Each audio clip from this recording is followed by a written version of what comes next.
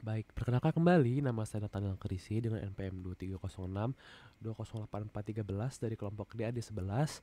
Dan sekarang saya ingin menjelaskan mengenai mengapa kita memilih metode filter dengan pendekatan Mutual Information atau MI ini.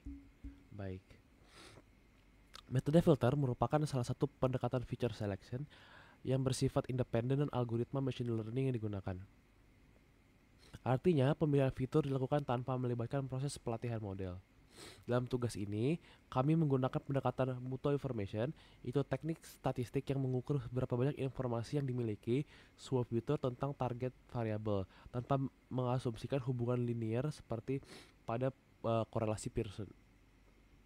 Mutual information mampu menangkap hubungan nonlinear sehingga sesuai digunakan untuk dataset dengan karakteristik data yang kompleks dan tidak selalu mengikuti distribusi tertentu. Pendekatan mutual information bekerja dengan menghitung nilai MI antara masing-masing fitur terhadap target. Nah, dalam kasus ini target yang kita pakai adalah dataset dari premium price itu sendiri.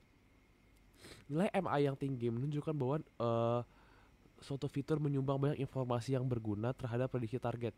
Sebaliknya, jika nilai MI-nya rendah, menunjukkan bahwa fitur tersebut kurang relevan dan dapat dipertimbangkan untuk dieliminasi dari model. Baik, sekian penjelasan dari saya. Terima kasih. Oke, perkenalkan nama saya Adrian Dika Darmawan dan NPM 2306250111 dari jurusan Teknik Komputer. Sekarang saya akan menjelaskan tentang kodenya yang digunakan pada filter Mutual Information. Oke, jadi pada bagian ini untuk dari sklearn Feature Selection, import Mutual Info Regression, dia ini mengimpor alat untuk menghitung seberapa besar informasi tiap fitur terhadap targetnya. MI-nya itu ya Mutual Information. Terus buat ini kita inisialisasi, pisahkan fitur dan targetnya. Untuk fiturnya kita drop premium price doang. Jadi tabel akan membaca semua fitur-fitur lainnya selain dari premium price. Lalu untuk targetnya sendiri ini ada premium price. Terus selanjutnya untuk MI underscore DF-nya, data frame-nya, dia bakal menyusun skor dari ya dia bakal menyusun skor tadi ke dalam tabel dan mengurutkan dari yang paling tidak informatif ke yang paling informatif. Lalu dia bakal membuat grafiknya di plot grafik sini. Dia bakal berbentuk bar chart horizontal biar kita bisa melihat fitur mana yang paling membantu prediksi. Oke, jadi mutual information itu mengukur tingkat keterangan antara dua variabel tanpa mengasumsikan hubungan linear. Jadi nilai MI yang lebih tinggi itu menunjukkan bahwa fitur tersebut memberikan informasi yang lebih signifikan terhadap variabel target. Nah, di sini dapat dilihat bahwa fitur H itu memberikan mutual information yang skornya paling tinggi, yaitu 0,95, yang berarti H itu berkorelasi kuat dengan variabel target, lalu diikuti dengan number of major surgeries sama anecdotal disease. Di masing-masing skornya 0,42 sama 0,17. Nah, dari sini dapat dilihat juga bahwa height dan non-analysis itu skornya 0, yang berarti keduanya itu nggak terlalu berpengaruh terhadap variabel target. Nah, dari sini kita dapat simpulin kalau fitur age, number of major surgery, sama any chronic disease itu kandidat yang paling baik untuk digunakan dalam model KKN, karena menggunakan seleksi feature mutual information tuh kita bisa nyederhanain model tanpa korbanin performa prediksi, karena hanya fitur yang informatif aja yang kita gunain. Terus buat KNN regression-nya, di sini learning model KNN-nya, kode ini dia bakal membagi jadi data latihan dan data uji. Jadi ada data yang training, di mana datanya X train, Y train ini, dan juga ujinya datanya X test, Y test ini. Terus kita bakal menyamakan semua fiturnya di standar scalar sini. Kalau misalkan usia dan berat punya satuan yang berbeda, seragamkan agar adil di learning KNN-nya ini, regression-nya.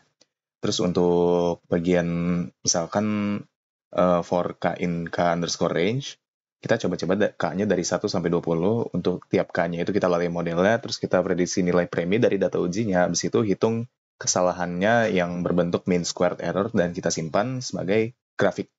Grafiknya nanti akan saya tunjukkan. Nah, dari sini kita gambar dari plot. Nah, plot ini, underscore range error rates, kita gambar dari nilai K versus kesalahan mean squared error-nya. Jadi kita cari titik elbow sama dengan K terbaiknya. Terus untuk hasil KNN dan interpretasinya, misalnya dari grafik sini, ya MSE turun cepat sampai K sama dengan 10 di bagian sini. Ini adalah, artinya K sama dengan 10 adalah pilihan yang paling seimbang, di mana tidak terlalu sensitif seperti K kecil dan juga tidak terlalu rata-rata seperti K besar. Karena KNN regresornya K sama dengan 10, maka model K sama dengan 10 itu model terbaik buat dataset ini.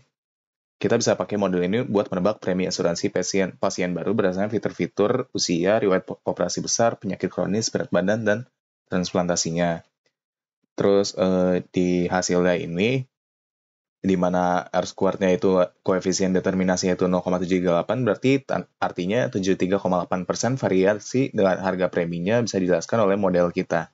Dalam bahasa sederhananya, model ini tuh cukup pintar untuk memahami hubungan antara data pasien dan harga premi. Buat mean absolute error atau MAE, ini ada 1075,81, berarti artinya nih rata-rata kesalahan prediksi premi model ini sekitar Rp1.700. Jadi kalau misalkan premi aslinya 1.500, modelnya tuh bakal prediksinya antara 15.000 ke bawah 1.700 atau 13.300 atau ke atasnya 16.700. Ini artinya kita bisa bilang model ini cukup akurat, tapi masih bisa ditingkatkan buat menyempurnakan datanya karena bisa ditambahkan dataset lain. Tetapi untuk saat ini kita datasetnya hanya ada sebanyak yang ada kita punya di CSV-nya.